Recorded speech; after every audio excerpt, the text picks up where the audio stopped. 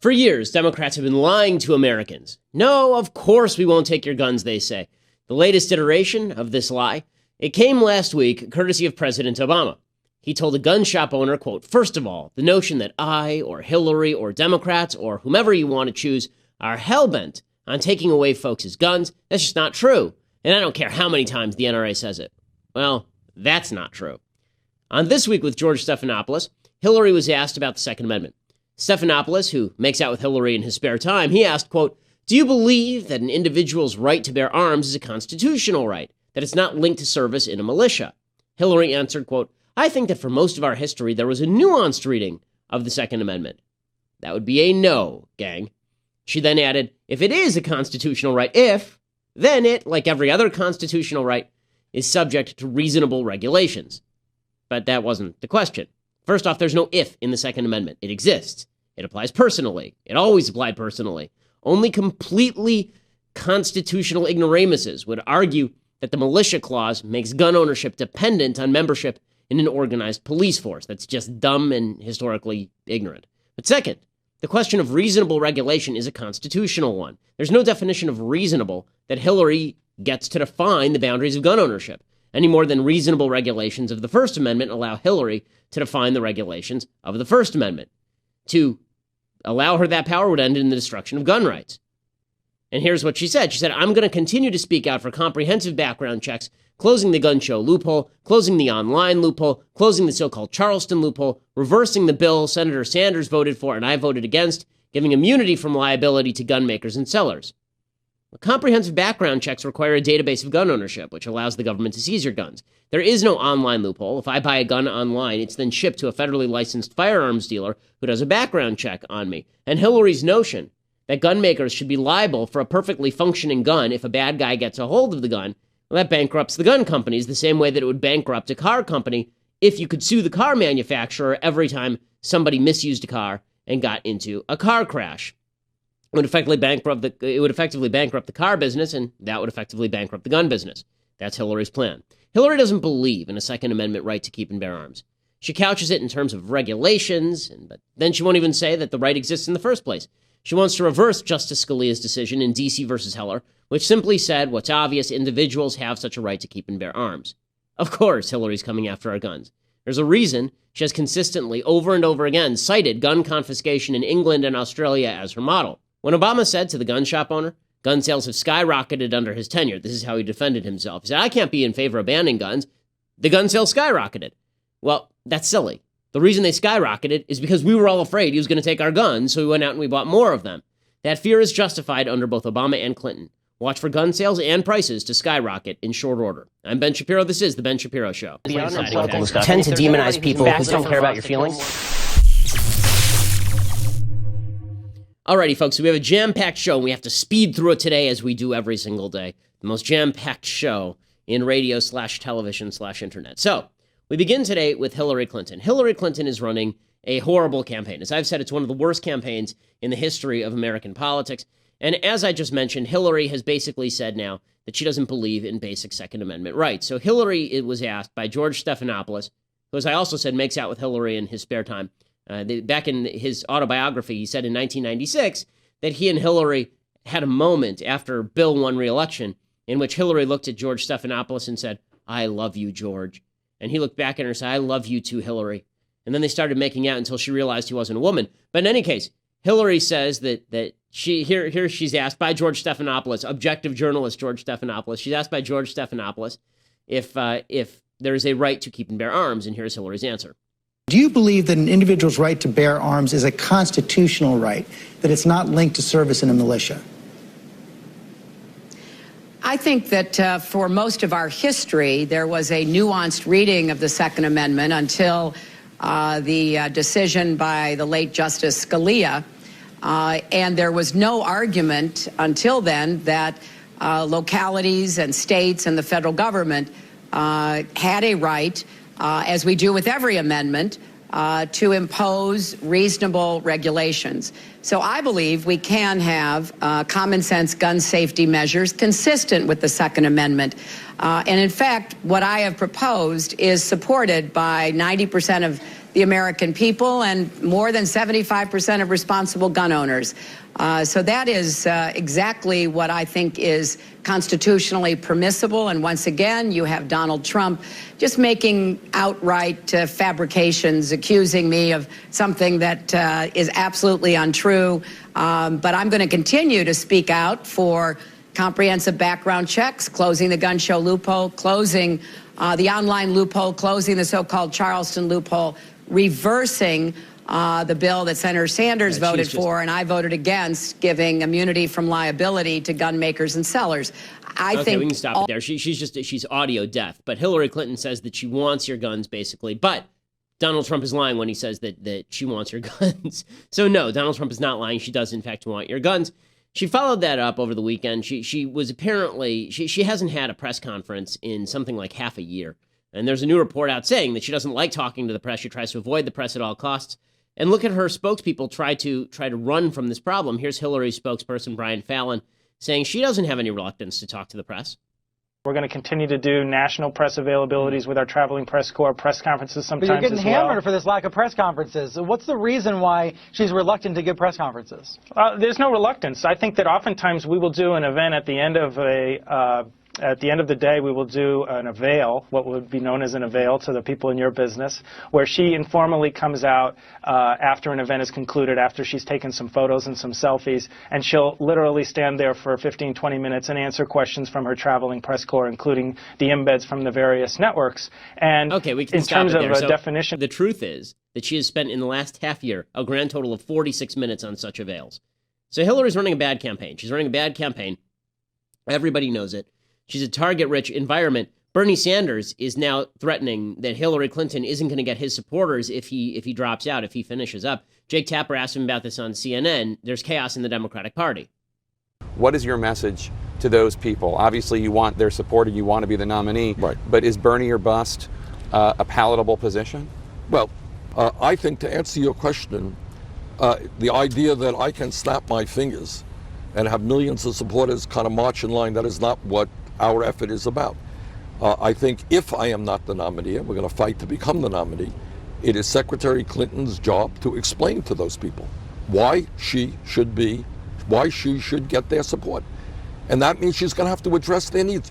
Secretary Clinton is going to have to make the convincing argument to them that how could it be that she's getting huge amounts of money from Wall Street and other powerful special interests, and she is going to stand up and fight for them. But no matter what, are you going to work hard to make sure that Donald Trump loses and the Democratic candidate, whether it's you or her? Yes. Yes, so he'll work hard, but he can't guarantee that people are going to fall into line. Worth noting here, I just realized that Bernie Sanders has the exact same cadence of William Shatner. He also just has a Brooklyn accent. So if you just did William Shatner, with a Brooklyn accent, then you get Bernie Sanders. In any case, Sanders is on the attack against Hillary Clinton, and she's having a tough time defending. Bernie Sanders, he's now ripping on the Clinton Foundation. So at this point, he's really wishing that he had cared about her damn emails. You remember when that in debate was, nobody cares about your damn emails. Well, it turns out that he probably should have cared more. Now he's in his final death throes of his campaign. Tomorrow's the California primary. And Bernie really needs to win if he wants to remain alive in this race at all. So he's taking the kitchen sink and finally throwing it at Hillary. He says that the Clinton Foundation is a problem. Here he is explaining it to Jake Tapper.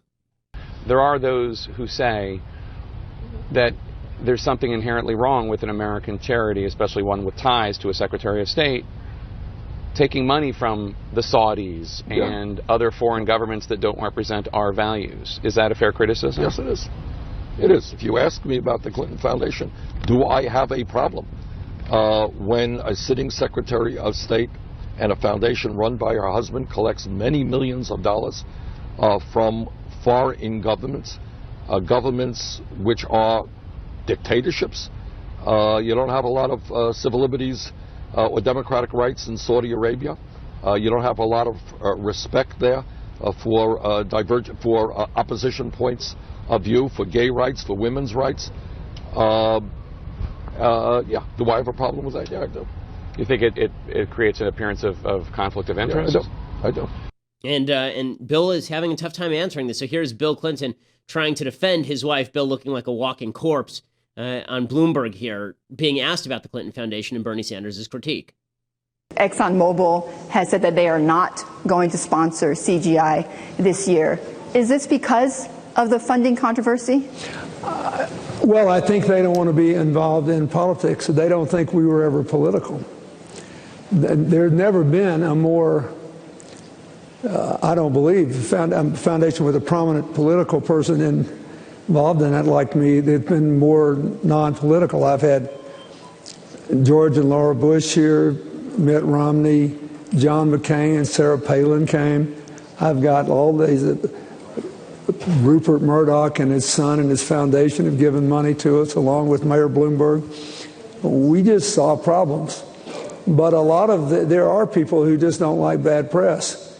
And you can't be involved in modern American politics without somebody attacking you. And I think that the fact that there are so many other channels like Bloomberg and the social media means that, in effect, if somebody wants to go negative, it's I think sort of a tribute to my wife that it all happened now.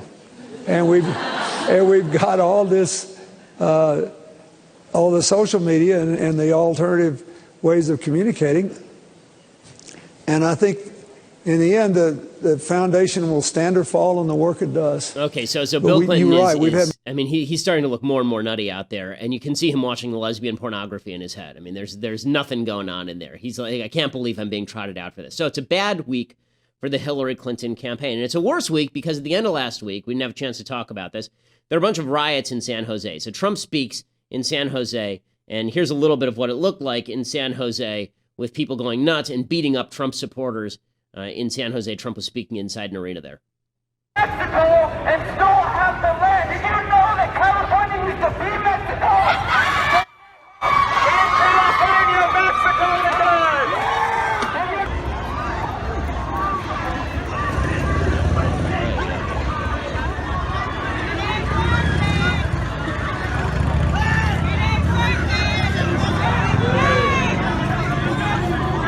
And there the cops doing a stellar job.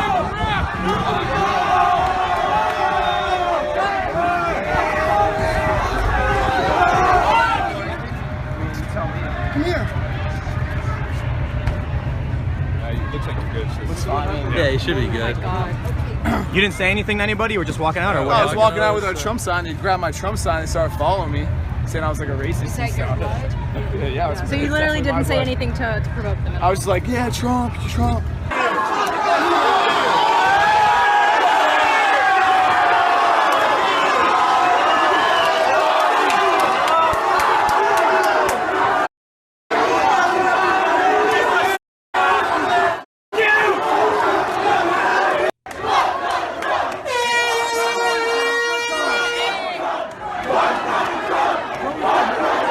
Okay, so you can hear people chanting, and they're chanting obscene things, and for those who can't see, you need to subscribe to Daily Wire so you can see all of this, and you can subscribe and get 30 days for free, and obviously send mail into the mailbag as well. For those who can't see, there are people being cold-cocked, people being punched, a woman having eggs thrown at her, and my favorite is the guy who gets hit with the bag, and he's bleeding from above his ear, and the cops are asking him, did you say anything to provoke the people? As though there's nothing you can say that provokes somebody to punch you in the face. All of this, put aside the evil of the left. Okay, I've talked about the mobocracy of the left's reliance on these mobs to do their dirty work for them and provide sort of the impetus for government action from the outside. So you have riots in Ferguson so that Obama can then say, oh, I'm fixing it to prevent riots like that from happening again. Right? Marion Barry used to do this in D.C. We've talked about this in Baltimore. The idea is that you have a riot, and then people say, oh, well, if we don't want those people to riot, what can we do with the power of government to make things all better? Now you've got the anti-Trump people doing the same thing. The idea is shut up Donald Trump or we're going to beat people up. In the end, this helps Donald Trump, politically speaking, because people look at this kind of stuff. I look at this kind of stuff and I said, these people have to be defeated. These people are terrible. I mean, I've spoken at universities after the so-called chalkening, when people were chalking Trump 2016 and other people were going nuts and going to the administration and crying. And I've chalked Trump 2016 myself, even though I really think Donald Trump is terrible. Because the idea is that you have to stop the fascists, and one way of stopping the fascists, presumably, might be to stand up for the guy who ticks off the fascists. We'll get to why that's not a proper solution in a second.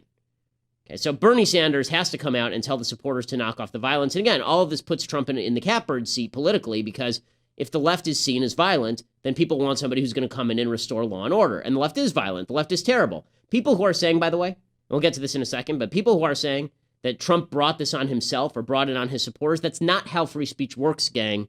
Donald Trump is responsible for his supporters engaging in violence that he encourages, but you're not responsible for people acting violently against you. That's their decision. And Donald Trump is not responsible for people acting violent to his supporters. That's absurd. And it's nasty. Here's Bernie Sanders telling his supporters they need to knock off the violence. Some of these people who have been very violent have been seen with your signs, Bernie Sanders signs, chanting your name. Do you condemn the violence? I condemn it absolutely. And let's be very clear. I mean, we got millions and millions of people who are supporting us. And I want to make it clear that any person who is a Bernie Sanders supporter, please, do not in any way, shape, or form engage in violence. That is absolutely not what this campaign is about. Okay.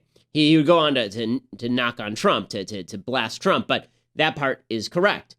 Hillary actually spells out the message. She says violence is bad, but Trump's responsible for it. Here's Hillary being a terrible person. Do you condemn the violence? What is your message to people who are protesting Donald Trump? I condemn all violence in our political arena. I condemned it when Donald Trump was inciting it and congratulating people who were engaging in it. I condemn it by those who are taking violent protests to physical assault against Donald Trump. This has to end. He set a very bad example. He created an environment in which it seemed to be acceptable for someone running for president to be inciting violence, to be encouraging his supporters. Now we're seeing people who are against him responding in kind. It should all stop. It is not acceptable. At the end of the day, do you think that those violent anti-Trump protesters actually might be helping him in a way by showing his opposition in such a horrendous light? I don't think any of this helps anybody. I don't think his protests that were led by his supporters, beating up people who were we can stop peacefully it here. protesting against. Hillary's a terrible person. Okay, so the reason Hillary's a terrible person here is the first half of what she says is correct, right? Violence on all sides is wrong. Anybody who encourages it is wrong. And then she goes ahead and she says, Donald Trump created this climate. That's her encouraging violence. You understand that? That's her saying Donald Trump created this climate of violence. I fully understand why people are engaging in violence against Trump supporters. Okay, first of all, that's not even true. The climate of violence has been around in the Democratic Party since the 1960s. Hillary was part of it. Okay, Hillary is part of the incentivization of the Black Lives Matter movement. She was part of the incentivization of the Occupy Wall Street movement. Hillary, going all the way back to the 60s, was part of the anti-Vietnam War movement. Okay, all of these movements had violent components to them, and riots were a regular thing. For Hillary to blame Donald Trump for this is absurd. It's absurd, and it makes people angry, right? Andrea Mitchell does the same thing. Andrea Mitchell on NBC, she's asked about Donald Trump's supporter getting egged, and she blames Trump. She says it's Donald Trump's fault that this supporter got egged. The fact is that there is tremendous antipathy right now around this whole race. Yet, when they closed the registration for California on Friday night, Sacramento's Secretary of State announced it is unprecedented, historic. Almost 18 million people now registered. 72% of those eligible have registered to vote. And this is, I think, really generated by the concern that Hispanics and others have about Donald Trump. That awful egging of the Trump supporter in San Jose is, I think you can't separate it from the egging on, no pun intended, that in North Carolina and elsewhere that he did at his rallies. And what we've come to is a really bad place. I do think that Hillary Clinton elevated her attacks in a way that he did not have an answer for. So she goes back to Hillary's doing a wonderful job. Okay, it's not Trump's fault if his supporters get egged. I'm sorry, that's not how this works. None of this works this way. David Brooks does the same thing. He also blames Trump. Okay, listen, I don't like Donald Trump. I don't know how else to say this. I think Donald Trump is a terrible person. Donald Trump is not responsible for his supporters getting egged or punched or hit with bricks. I mean, he's not responsible for any of these things. He's not responsible for people attacking cops at his rallies. Okay, that's not America. This is nonsense. But David Brooks says the same thing here because this is the new, this demonstrates that there really is this sort of panty-waist fascism that has crept up on the left and has infused parts of the so-called right like David Brooks where if people just aren't genteel enough for Hillary Clinton or David Brooks, then they deserve to get beat up. It's ridiculous in every way. It's actually gross and fascist. But that in no way justifies or vindicates putting police officers at risk or attacking other people physically. It's a little more like soccer hooliganism to me. It's a group of people who like violence. They tend to be young men, and Trump happens to generate this sort of excitement that gives them a pretext. Okay. Oh, he generates the excitement that gives them a pretext. Or perhaps they're bad people. Why is it about Trump? It's not about Trump. It's about them being bad people. Again, what generated the pretext for these hooligans to go around burning down cities? What generated the pretext for them to do this, for goodness sake, over the World Trade Organization in Seattle, right? I mean, they used to burn things up and break windows in Seattle every year. They still do. Okay, is that because of Trump? This all is nonsense. But this attempt to blame Trump for everything, Trump's to blame for a lot of things, but blame him for the things he's blameworthy for. Blaming him for everything just undermines the value of truth. And as Newt Gingrich says, the country is going to become enraged if all of this continues. Question, if these violent anti-Trump rallies continue into the convention, into the fall, how do you see it factoring into the campaign? The country will become enraged. I mean, the fact is, you go look at Madison, Wisconsin, where there were huge demonstrations against the elected governor, Scott Walker, the elected legislature, doing exactly what they won the election on. If Donald Trump is serious about changing Washington, every federal employee union will be in the streets. Because the first thing you have to do to be serious is make it possible to fire corrupt, dishonest, and illegal workers. But you don't see a conceivable backlash where people say Trump is just too divisive? No, I think when people see the American flag being burned, they don't side with the people burning the American flag. I think it drives Hillary and Sanders into a very narrow box. This is 1968 all over again. This is the hard left saying, if you don't do what we want, we're going to be physically violent, and we're going to pick on some woman who can't defend herself. I don't think that is sustainable, and I think the American people will be repulsed by the idea that the hard left gets to dictate to the rest of us. Okay, this is totally true. Gingrich is 100% right, and all of this provides Trump with his opening. So now the question becomes, Trump's got this opening. Hillary is extraordinarily weak. She can't even put away the geriatric socialist. She can't do anything. Hillary is an extraordinarily weak candidate. Meanwhile, Hillary and Sanders supporters are burning American flags, stomping on police cars, and attempting to beat up Trump supporters. All this provides Trump with his opening. All Trump has to do is project the face of a decent human being, right? That's all he has to do here. He just has to keep attacking Hillary and present the face of a decent human being. So can he do it? So over the weekend, let's find out. So Donald Trump starts with Judge Jeanine Pirro. He's on her show on Saturday night. He says, I'm going to bring people together in a way that President Obama doesn't. Barack Obama has been a terrible president, but he's been a tremendous divider. He has divided this country from rich and poor, from black and white. I mean, he has divided this country like no president, in my opinion, almost ever. And number one, we need a cheerleader. I always thought one thing with him. I said, he's unqualified to be president, and Hillary's unqualified. She's unqualified because she has very bad judgment. Hillary has horrible judgment. And Bernie Sanders said that about her. But Obama, I thought, was going to be a great cheerleader. And he turned out to be a very bad cheerleader. The one thing I thought he could do is bring people together, and it turned out to be just the opposite. I will bring people together. Okay, so he says he's going to bring people together. Obama's a divider. Okay, this is what he needs to be saying. It's true. Obama is a divider. This is what he needs to be saying. And he's trying to bridge gaps with people he's disagreed with, like Paul Ryan. So here is Paul Ryan. Paul Ryan endorses Trump last week, and here is Trump responding to Paul Ryan's endorsement on Face the Nation. He's most appealing. He's a good man. He wants good things for the country. We will agree on many things. We're not going to agree on all things, but we're going to agree on many things. For instance? Paul Ryan, well, I think we'll agree on, as an example, he really focuses on poverty. He wants to take people out of poverty. So do I. And we're going to come up with a plan. Okay, so all of this is fine. I don't believe him, but that's okay. He's making his case now. So here is him making his case. So he's also asked about Hillary's accusations that he's thin-skinned. And here is Donald Trump. Here we go. Why so thin-skinned?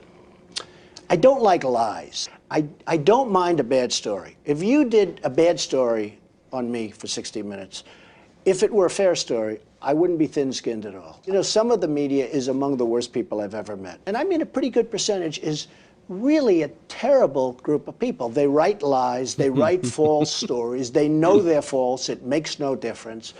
And frankly, I don't call it thin-skinned. I'm angry. But a reporter asked you a couple of hard questions at the first debate, and the whole week after that, it's war on that reporter. Well, I don't think that was a fair question. An impression is created, though, that you like to dish it out, but you can't take a punch. Oh, I think I can take it. I can take it if it's fair. Again, if people say things that are false, which happens a lot with me, if people say things that are false, I will fight. Okay.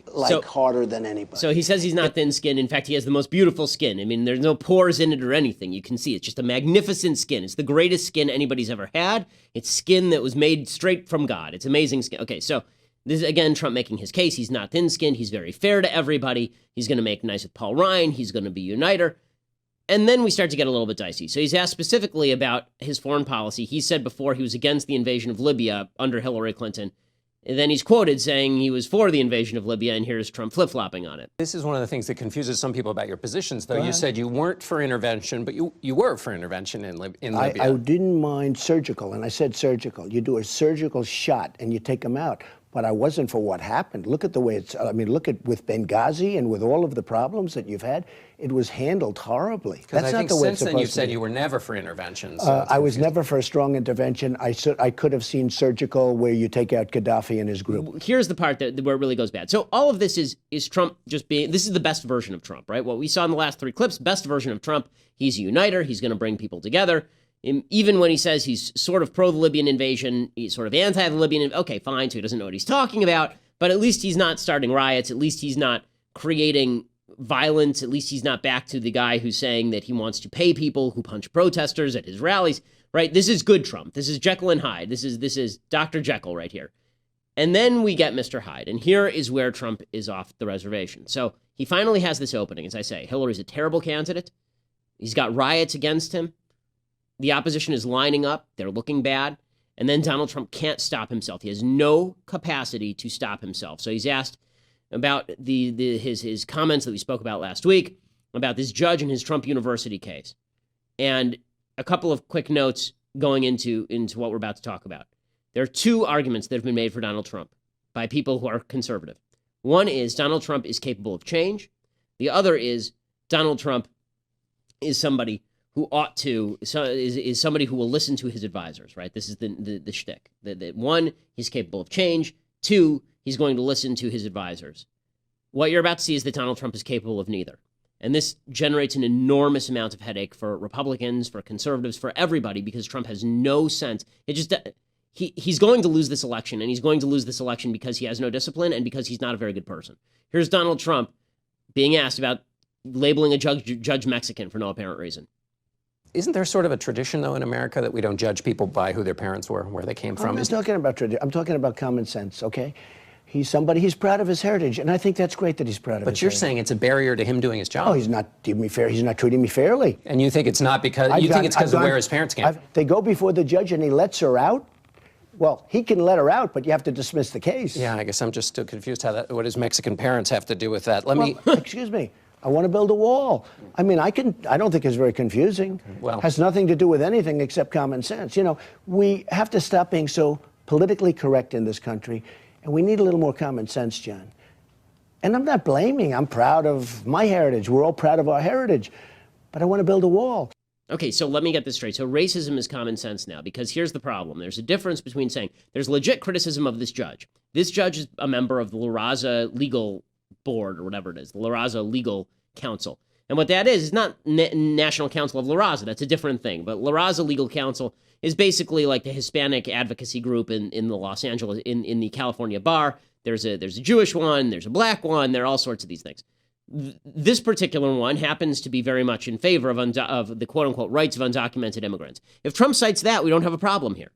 Right? He says, look, he's in favor of undocumented immigrants. He's made that clear. He's given out scholarships to them. Right? He could say all of that without mentioning his Mexican heritage. But the implication is he's a Mexican, therefore he must think all these things. And he says his heritage means that he doesn't want me to build a wall. Well, flip that around for a second. There are people on the left who say about Trump, the only reason he wants to build a wall is because of his heritage, right? Because he's a white guy. So Donald Trump is a white guy, and that's why he wants to build a wall. People like me say that's racist. I'm not technically white. I'm Jewish. I want to build a wall. Why is that? Is that because I'm white? But Donald Trump, because he traffics in stereotypes and because he traffics in racism, he opens himself up to all of these things. And Jake Tapper hits him on it. Jake Tapper of CNN, he says, look, aren't you being a racist when you say the judge can't do his job just because he's of Mexican descent? He's not even Mexican. He was born in Indiana. He spent his entire life here. Right? He was actually, they put out a hit on him. The Mexican drug cartels put out a hit on him when he was a DA. And here's Tapper going after Trump. Is it not, when Hillary Clinton says this is a racist attack, and you reject that, if you are saying he can't do his job because of his race, is that not the definition of racism? No, I don't think so at all. No? No, he's proud of his heritage. I respect him for that. You're saying he can't do his job because of it. Look, he's proud of his heritage, okay? I'm building a wall. Now, I think I'm going to do very well with Hispanics. Citizen. You know why I'm going to do well with Hispanics? Because I'm going to bring back jobs, and they're going to get jobs right now. They're going to get jobs. I think I'm going to do very well with Hispanics, but we're building a wall. He's a Mexican. We're building a wall between here and Mexico. The answer is he is giving us very unfair rulings. Rulings that people can't even believe. This case should have ended years ago on summary judgment. The best lawyers, I have spoken to so many lawyers, they said, this is not a case. This is a case that should have ended. This judge is giving us unfair rulings. Now I say why. Well, I'm building a wall, okay?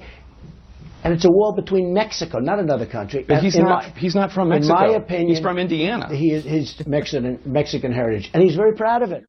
Okay, it's egregious. And you watch this, and it's racism. I'm sorry, there's no other way to put it. Now, does that mean he should be prosecuted? No, it's a free country. But it does mean he's saying something that's kind of terrible, right? Imagine that he take this out of context for a second. Let's say that he's stumping against Black Lives Matter, and he has a judge in one of his cases, and the judge is black. And he said, you know what? Got a black judge. He's not going to be fair to me. He's not going to be fair to me. He's a black judge. You say, wait a second, just because he's black? Well, he's black, and I'm against Black Lives Matter. I think Black Lives Matter is bad. Wouldn't you say, wait a second, that's racist? You're saying he can't do his job because he's black. And maybe you disagree on issues, but you don't even have any evidence that that's the case.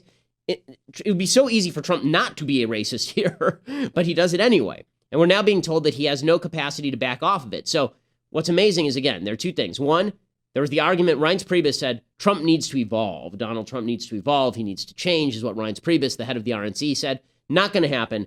I mean, this interview is almost, it's the mirror image of the interview that Jake Tapper did with Donald Trump about the KKK, where Jake Tapper said to Donald Trump, do you condemn the KKK? And Trump said, KKK, I've never heard of the KKK. What's the KKK? I don't know. What's the KKK? Right? And Tapper says to him, well, all I'm asking you to do is condemn the KKK. Here he's saying, well, he's from Indiana. He's not from Mexico. But Trump can't stop himself. So the idea that Trump is going to turn it down, it should be Trump, his campaign slogan should be Trump 2016, turn down for what? I mean, because bottom line here is he's not going to turn down for anything. The more people and this is why the Never Trump movement still matters. All these people who are consolidating behind him, now they're trapped, and he knows they're trapped, and they can't get out, and now they're stuck, and they're totally screwed, and there's nothing they can do about it. So Newt Gingrich came out, and he says that this is inexcusable. He calls it inexcusable. So naturally, Donald Trump immediately turns around and smacks Newt Gingrich, who's been a guy who helped push him up the ladder, right? Newt Gingrich has been a big Donald Trump fan. He wants his VP slot. Here's Donald Trump smacking Newt Gingrich. You really respect Newt Gingrich. He wasn't just firing off. He said some nice things about you in that interview, but says, I can't condone. He doesn't understand where you're coming at with this. Does anything like that get through to you and make you reform your tactics when someone who's been a supporter of yours comes out and says this is a huge mistake? All I'm trying to do is figure out why I'm being treated so unfairly by a judge. And a lot of people agree with it. All I want to do is find out, why am I being treated so unfairly by a judge? Just terrible. Just terrible.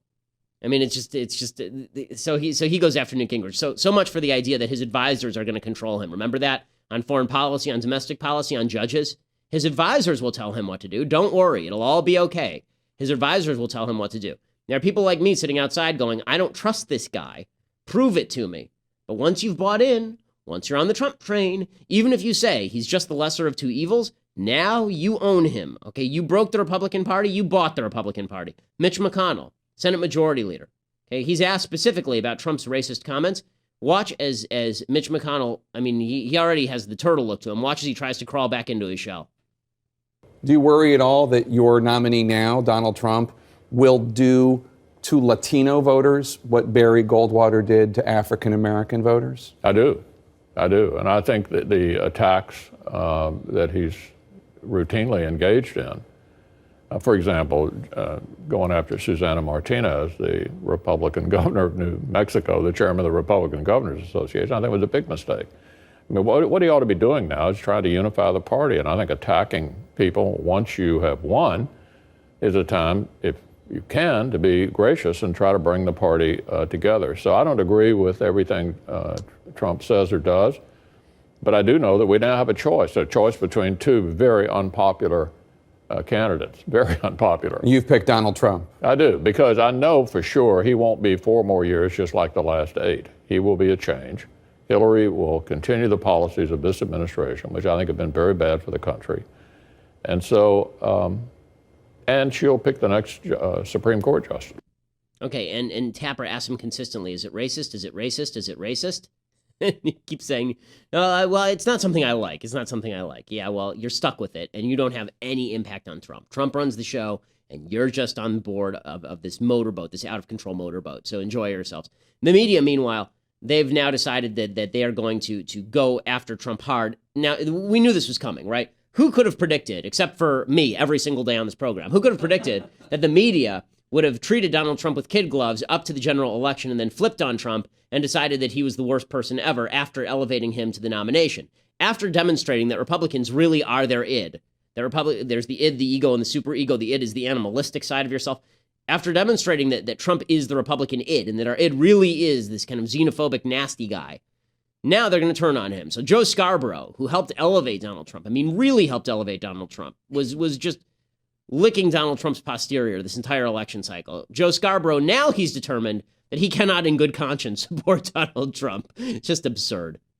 These Republicans this week who were so shocked and stunned and deeply saddened and offended by this clear act of racism had all the evidence in the world before that he had done things that, again, stopped them from endorsing him. How do you endorse Paul Ryan, a man that supports the banning of 1.4 billion Muslims from ever entering the United States of America? You make him back down, actually. That's what I was hoping, that perhaps we could put pressure on him to back down and change that policy. Instead, Al, he's doubled down, and now it's people that may have, 1/16 Mexican blood? If you got 1/16 Mexican blood, then maybe you can't be a judge. 1/16 Muslim blood? This is unbelievable. He is getting worse, not better. Okay, and Trump is going to be...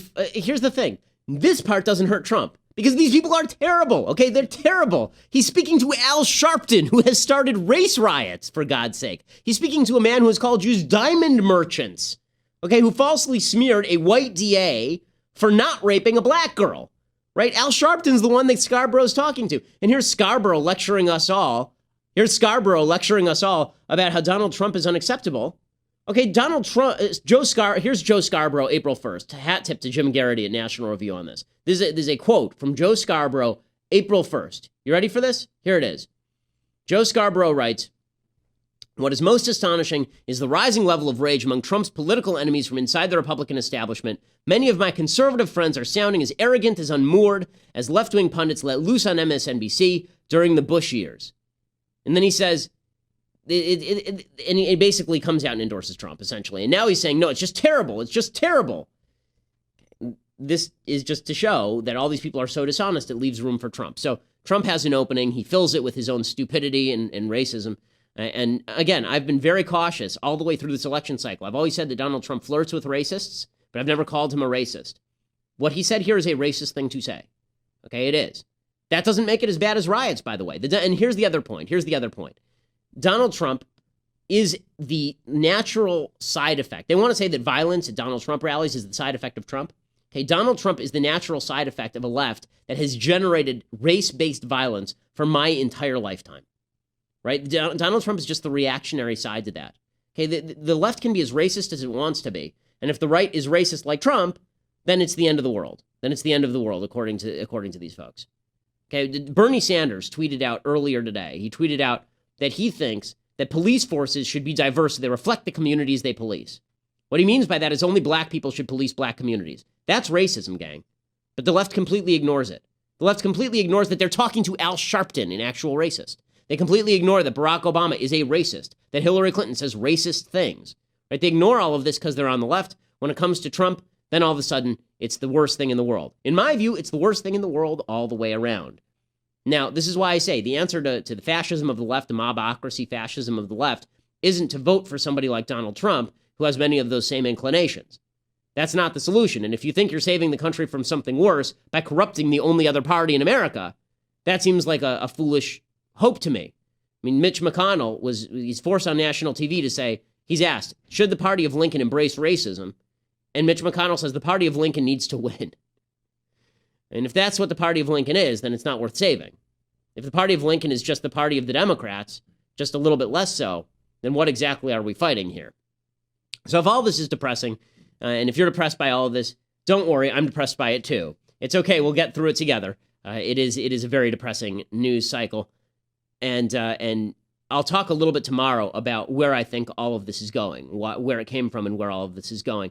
First, some things I like and then some things that I hate. Okay, the things I like and things I hate are related this week. So, Muhammad Ali died over the weekend. Muhammad Ali, of course, the greatest heavyweight champion of all time. Some people say Rocky Marciano, but really it's Ali. Ali, every time he was beaten, he came back up and beat the person who he fought. Everybody from Michael Spinks to Joe Frazier. Amazing boxer. Most of his golden age of boxing was taken from him. He lost 3 years of his boxing career because he was a conscientious objector to the Vietnam War. He was a member of the evil and radical Nation of Islam, and he applied for a conscientious objector status in the Army after he was redrafted, and because he didn't like the Vietnam War. And then they put him in jail, and they banned him from boxing for 3 years. The Supreme Court ruled 9-0 that he had to be allowed to box again because conscientious objector is a fine status. In any case, you can't argue with Ali as a boxer. Ali as a boxer was tremendous, especially when he was young. They used to say he moved like a lightweight. He wasn't the heaviest puncher. Moved like a lightweight, terrific jaw. And probably that terrific jaw basically led to him getting Parkinson's in all likelihood because you step on your feet for 20 years getting hit in the face, and that's going to have some tremendous health effects. The problem I have with the media coverage of Muhammad Ali is that Muhammad Ali was made into something more than just a tremendous sports figure.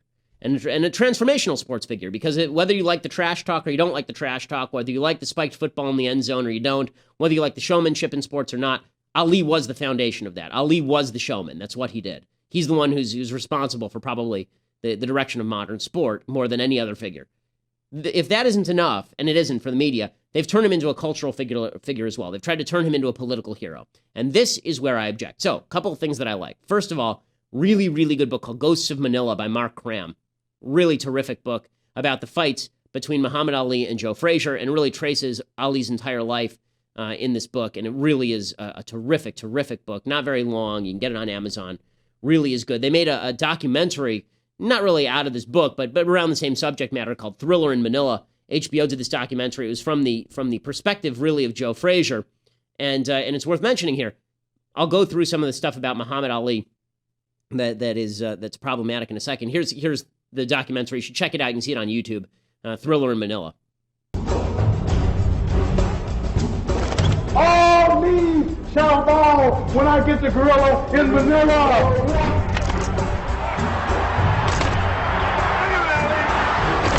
The Thriller in Manila was among the greatest fights of all time. It was the third and final confrontation between Joe Frazier and Muhammad Ali. Never again do we have two guys so important, so good, fight each other. They weren't really fighting for the heavyweight championship of the world in Manila. They were fighting for the heavyweight championship of each other. These two men hated each other. A personal hatred born out of the explosive racial politics of America in the 1970s. It's gonna be a threat. When I get the gorilla in Manila. I think God's gonna slap the hell out of him one of these days. Years of animosity festered between these two heavyweight champions. He works for the enemy. In Manila, it took them to the brink. And Ali looks tired. Ali leaned down and he looked at us. He said, That's the closest thing you will ever see to death. The documentary is really good, really, really good. It was made before, obviously, both of them were dead. So Frazier passed away several years ago. Ali, to trace his life a little bit, Ali was actually a racist for most of his, from the time he became Nation of Islam guy up till his transformation in the 1980s into kind of a softer side figure where he was all about charitable foundations and treating people well. Ali said some tremendously racist things. The Nation of Islam is an evil organization. It was an evil organization. Louis Farrakhan, who leads it, is evil. Elijah Muhammad, the guy who founded it, was an evil guy. Malcolm X was sucked into its maw as well. Malcolm X had a transformation and was murdered by the Nation of Islam in all likelihood. Muhammad Ali said at the time, integration is wrong. He said no intelligent black man or black woman in his or her right mind wants white boys and white girls coming to their homes to marry their black sons and daughters. Muhammad Ali said you got white racists who believe in separation, such as I believe. He said, don't give us nothing, give us or repay us. You got 50 states, we make up 10% of the population, give us 10% of the land. He said, we're not all brothers. You can say we're brothers, but we're not. I mean, this is bad stuff. And Muhammad Ali and Nation of Islam, they were involved in a lot of bad stuff. Muhammad Ali particularly abused Joe Frazier. I have a poster in my house of Joe Frazier knocking down Muhammad Ali in their first fight, signed by Joe Frazier. One of the great punches of all time. Joe Frazier was about 5'11" and a lefty, and Muhammad Ali was about 6'3", I think. A much bigger, much broader reach, and you can see it in that fight. Frazier's a much smaller dude. And Frazier, by the way, in that last fight, he was fighting him with one eye. He was blind in one eye and fought him with one eye, and he hated him so much. And the reason he hated him is because after Ali was banned from boxing for a few years, Frazier was now the champion. And Ali comes back, and Frazier doesn't have to give him a title fight. Frazier actually wrote letters to boards on behalf of Ali saying, please readmit him. He then gives him the title fight, and Ali proceeds to label him an Uncle Tom, pretend that Joe Frazier is in league with the white man. And it's worth noting, Joe Frazier grew up a lot poorer in Philadelphia than Muhammad Ali did, who grew up middle class in Louisville. And he treated him like garbage. You can see even in that preview, Muhammad Ali calling Joe Frazier a gorilla, which is racist language. He's a gorilla, right? You call him the gorilla in the Thrilla in Manila. Nasty, nasty stuff. Here's Muhammad Ali doing that to Joe Frazier, just in stock footage. This is, I think, around the time of the first fight. I told you what I was going to do before I did it. I told you I was going to jab him in the corners. I was going to let him take all the shots. He was bewildered. Any heavyweight is bewildered who fights me. Frazier was, Norton was. Just don't move. I told you this had no skill. I told you he don't hit hard. I told you it would be a total mismatch. George Foreman is still one of the greatest heavyweights of all time. Now, that's not fair. He never was. That's not fair. That's not fair. Just because I'm beating you, think it's not the greatest credit. People want to see me and Joe Frazier. They still think Joe Frazier can beat me. They don't want to see me and Ken Norton. They don't want to see me and George Foreman. They want to see me and Joe Frazier, although George Foreman annihilated Frazier, and George Foreman will beat Frazier every day in the week. George Foreman will beat Ken Norton every day in the week. Okay, let's stop and I will beat George Foreman every day in the week. Right. Okay, so in any case, he really went after Frazier pretty hard. And not only did he go after Frazier hard, to the end of his life, Joe Frazier hated Muhammad Ali with a passion. He said, we fought 3 times, and if you look at the record, Ali won 2 of those fights. And if you look at Ali now, right, because he got Parkinson's and was crippled, basically, I won all 3. So, I mean, they really hated each other. So it's a fascinating story. And I like, actually, when people die, I like painting a fuller picture of their life. Ali did some really good things for sport, some really interesting things, made sport huge in the American scene. He also did some really, really negative things for America. And I'm glad that at the end of his life, he sort of flipped around. I sort of feel bad for Muhammad Ali just as a human being. Muhammad Ali was 4F from the Army originally when he was drafted because he had an IQ of 78. Obviously, he wasn't a brilliant guy, was fed a lot of his lines by the Nation of Islam, was sucked into their maw, and mistreated a lot of people. But I think by the end of his life, he'd repented a lot of that and become a better person. So that's what I like and what I hate about Muhammad Ali. Well, we'll see you tomorrow, and we will be back then with more analysis. Tomorrow is the day of the California primary, so we'll find out if Bernie is finally out and what that means for the race. I'm Ben Shapiro. This is The Ben Shapiro Show.